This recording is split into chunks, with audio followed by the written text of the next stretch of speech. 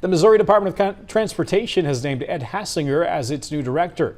On his first day in office, Hassinger says he wants to address staffing shortages that have plagued the department for several years. WGEM's Missouri Capitol Bureau reporter Hannah Falcon met with the new director today.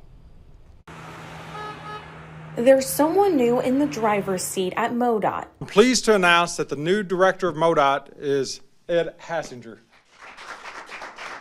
After a nationwide search, former MoDOT Chief Engineer and Deputy Director Ed Hassinger was picked from an applicant pool of 12 people to head up the department. The MoDOT Commission unanimously agreed on Hassinger, and now the new director is ready to get to work. One of the priorities Hassinger identified on day one is hiring on-the-ground workers. The people that are on the ground doing the everyday work, I call it the windshield issues, the things that people see when they drive down the road that we're not quite getting to. The department has struggled since the pandemic to hire people to be plow drivers, construction workers, and other similar jobs. MoDOT lost 2 million labor hours over the past decade because of this shortage. More state funds may be necessary to entice workers, but the state budget is expected to be tighter next fiscal year because the federal pandemic money is dried up.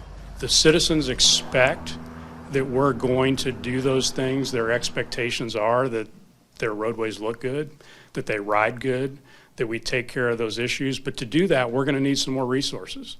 Hassinger says the recent pay raise for state workers has stopped the exodus of MoDOT workers. He now says the department is on track to fill all full-time maintenance positions by July. Certainly pay has to be market competitive, and we need to continue to watch that because we're in a competitive environment. The same people that we're trying to hire with CDLs, everybody else is trying to hire too. Hassinger already has the chance to prove himself as director as MoDOT takes on some of its most ambitious projects. Construction has already begun on the Improve I-70 project, and bids for Forward 44 should be opening up next month. Reporting in Jefferson City, I'm Hannah Falcon, WGEM News.